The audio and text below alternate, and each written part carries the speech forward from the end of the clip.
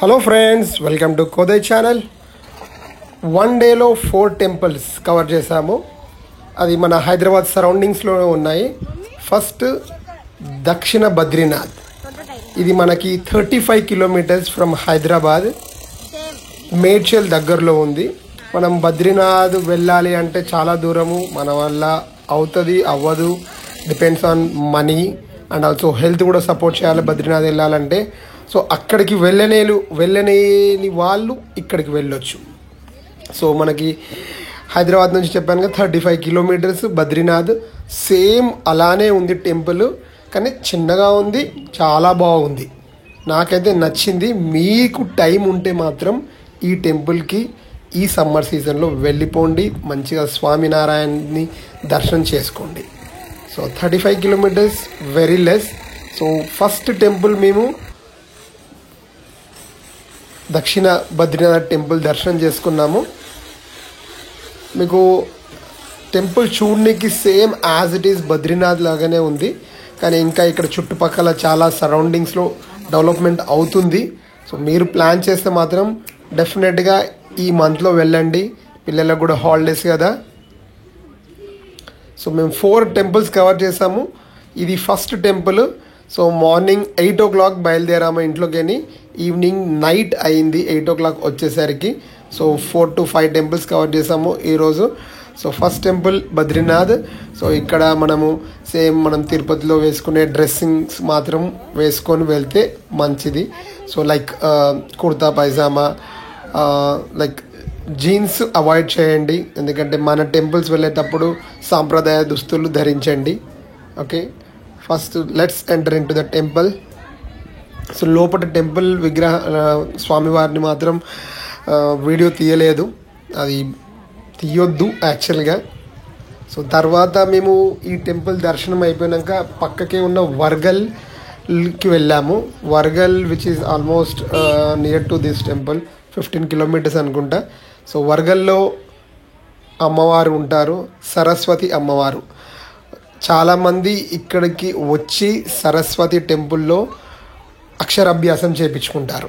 So మనకి దగ్గరలో అంటే బాసర, వర్గల్. బాసర వెళ్ళలేము అన్నప్పుడు వర్గల్కి వెళ్ళొచ్చు. Wargal which is 50 kilometres from Hyderabad. So ఇక్కడికి వెళ్ళండి. సో చాలా బాగుంది టెంపుల్, చాలా పెద్దది. నేను సెకండ్ టైంకి వచ్చాను. సో దర్శనానికి ఇది కొండపైన ఉంటుంది అమ్మవారి టెంపుల్. సో ఫ్రీ దర్శన్, డబ్బులేమి మనకి స్పెషల్ దర్శన్స్ అట్లా ఏం అవసరం లేదు, ఎందుకంటే ఖాళీగా ఉంటుంది. కానీ వసంతోత్సవం టైంలో చాలా పబ్లిక్ ఉంటుంది, ఎందుకంటే ఆ టైంలో చాలామంది వెళ్ళి అక్షరాభ్యాసం చేసుకుంటారు కాబట్టి. సో ఈ టైంలో మాత్రం అంత రష్ లేదు. సో మీరు వెళ్ళండి. ఇక్కడ టెంపుల్ పైన టాప్లో ఉంటుంది, కొండ పైనలో. సో దానికి మనం ఇప్పుడు ఇక్కడ కింద కన్స్ట్రక్షన్స్ అవుతున్నాయి, నడిచి వెళ్ళొచ్చు, కానీ లిఫ్ట్ ఫెసిలిటీ ఉంది. ఒక్క పర్సన్కి 10 రూపీస్ ఛార్జ్ చేస్తారు. సో మేము 5 మెంబర్స్ వెళ్ళాము, 5 టోకెన్స్ తీసుకున్నాము. చిన్న పిల్లలకి కూడా 10 రూపీస్ ఛార్జ్ చేశారు. సో పైకి వెళ్ళాము, ప్రశాంతంగా ఉందండి వర్గల్ అమ్మవారి టెంపుల్.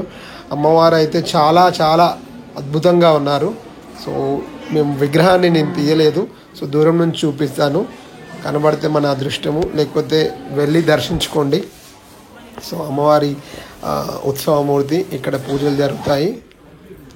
సో పైనుంచి చూడండి వ్యూ ఎంత బాగుందో వర్గల్ టెంపుల్ చుట్టుపక్కల. అయితే ఇక్కడ మనకి వర్గల్లో అమ్మవారు ఫేమస్. ఆ టెంపుల్ కాకుండా, అంటే అమ్మవారి టెంపుల్ కాకుండా ఇంకా వేరే విగ్రహమూర్తులు ఉన్నాయి, అంటే వేరే టెంపుల్స్ కూడా ఉన్నాయి. కింద వచ్చేసి వెంకటేశ్వర స్వామి టెంపుల్ ఉంది, అది రీసెంట్గా కన్స్ట్రక్షన్ చేసినట్టున్నారు. నేను లాస్ట్ టైం వెళ్ళినప్పుడు మాత్రము ఆ టెంపుల్ లేకుంటే, ఇప్పుడు చూడండి ఇక్కడ లక్ష్మీ గణపతి స్వామి టెంపుల్ కూడా ఉంది. సో ఆల్మోస్ట్ మన కిందికి వచ్చేసరికి సుబ్రహ్మణ్యేశ్వర స్వామి టెంపుల్ కూడా ఉంది ఈ ఏరియాలో. సో చాలా గుళ్ళు ఉన్నాయి. ఒకటే వర్గల్లో మనకి సరస్వతి టెంపులే కాకుండా డిఫరెంట్ టెంపుల్స్ ఉన్నాయి. సో మీరు వెళ్తే మాత్రం ఫుల్ డే స్పెండ్ చేయడానికి వెళ్ళండి. అంటే మార్నింగ్ టు ఈవినింగ్ ఈ 4 to 5 టెంపుల్స్ చెప్పాను కదా, ఇవి కవర్ చేయాలంటే కంపల్సరీ ఫుల్ డే కావాలి. జస్ట్ ఆన్ ది వేనే కాబట్టి ఈ 4 టెంపుల్స్ కవర్ చేయొచ్చు. So second temple Wargal. So ఇక్కడ నేను చెప్పాను కదా, ఇక్కడ రైట్ సైడ్లో కిందికి దిగినాక అమ్మవారి దర్శనం అయిపోయాక స్వామివారి వెంకటేశ్వర స్వామివారి విగ్రహ ప్రతిష్టన జరిగింది. మరి ఎప్పుడు జరిగిందో తెలియదు, కానీ చాలా అంటే చాలా అద్భుతంగా ఉంది. విగ్రహం చాలా పెద్దగా ఉంది. మేము వెళ్ళినప్పుడు పూజలు అయినాయి, స్వామివారిని అలంకరించారు. నాకైతే ఒళ్ళంతా గగరు పొడిచింది, ఎందుకంటే అంత అద్భుతంగా ఉంది విగ్రహము. సో డెఫినెట్గా విజిట్ చేయాల్సిన ప్లేసు వెంకటేశ్వర స్వామి టెంపుల్. వర్గల్కి వెళ్ళినప్పుడు సో పక్కకే ఉంటుంది, ఇది మెయిన్ టెంపుల్, పక్కకి స్వామివారి టెంపుల్. సో ఇక్కడ నుంచి నెక్స్ట్ వచ్చేసి కొమరెల్లి మల్లన్నకి వెళ్ళాము. సో మల్లన్న టెంపుల్ అందరికి తెలుసు, Komuravelli Mallanna very very very famous. మన హైదరాబాద్ నుంచి ఆల్మోస్ట్ ఒక 70 కిలోమీటర్స్ ఉంటుండొచ్చు, 60 to 70. సో మనం లోపలికి వెళ్ళాం. ఫస్ట్ నేను కొమరెల్లి మల్లన్న వెళ్ళినప్పుడు నాకు గుర్తుండి అప్పుడు ఈ దారి లేకుండే, ఇది చాలా డెవలప్ చేశారు. సో మీరు చూస్తే బైపాస్ లెక్క ఉంది. సో రోడ్లు బాగా అయినాయి. ఇక్కడ మీకు చుట్టుపక్కల స్వామివారి వివాహం గురించి పోస్టర్స్ ఉన్నాయి. సో అక్కడ కథను స్వామి ఎట్లా ఉద్భవించిండు, ఎలా టెంపుల్ డెవలప్ అయింది, దాని గురించి సంబంధించిన పోస్టర్స్, పెయింటింగ్స్ ఉన్నాయి ఆన్ ది వేలో.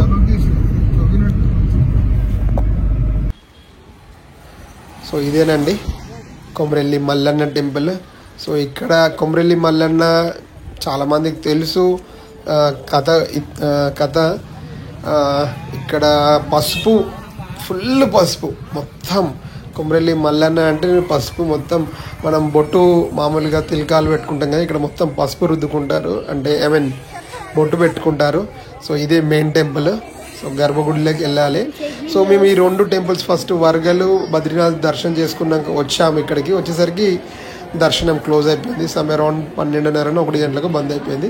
తర్వాత 2 గంటల తర్వాత 3 గంటల తర్వాత ఓపెన్ అవుతుంది. సో అక్కడ బయట ఇదంతా వెయిటింగ్, చాలామంది వెయిటింగ్ చేశారు. చూడండి క్లోజ్ చేశారు గేట్స్. సో 150 దర్శనం కూడా ఉంది, కానీ పబ్లిక్ అంతా లేరు కాబట్టి మేము ఫ్రీ దర్శనం వెళ్ళాము. సో కానీ క్లోజ్ చేసిన టైంకి మీరు బిఫోర్ 12కి దర్శనానికి వెళ్ళిపోండి, లేకపోతే ఈ ఫ్రీ దర్శనం కూడా చాలా రష్ ఉంటుంది. చూడండి ఆల్మోస్ట్ మాకు ఒక హాఫ్ అన్ అవరే టైం పట్టింది, కానీ పబ్లిక్ ఎక్కువ అయిపోతారు, అక్కడ జామ్ అయిపోతారు. సో దర్శనం వెళ్ళాలి అంటే మాత్రం బిఫోర్ 12, లేకపోతే ఆఫ్టర్ 2 తర్వాత దర్శనానికి వెళ్ళండి.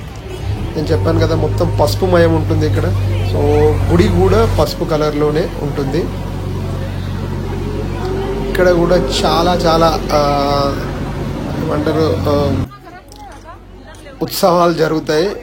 ఫిబ్రవరి టైంలో ఉత్సవాలు జరుగుతాయి అనుకుంటా. చాలా ఫేమస్ టెంపుల్ కొమరెల్లి మల్లన్న. మీరు ఎప్పుడన్నా వెళ్ళుంటే మాత్రం కమెంట్ చేయండి, వెళ్ళకపోతే మాత్రం దర్శనం చేసుకోండి వెళ్ళి. సో నెక్స్ట్ వచ్చేసి Kondapochamma, near to Komarelli Mallanna temple. చిన్న టెంపుల్ కానీ చాలా పవర్ఫుల్ ఉన్న temple. Kondapochamma is near to Komarelli, on the వేలోనే ఉంటుంది. అమ్మవారిని దర్శనం చేసుకోండి. దెన్ మేము దర్శనం చేసేసుకొని నెక్స్ట్ వచ్చేసి రత్నాలయం వెళ్ళాము. సో రత్నాలయం చాలామందికి తెలిసి ఉండొచ్చు, very very famous temple near Medchal. So ఇక్కడ స్వామివారు వెంకటేశ్వర స్వామివారు ఉంటారు.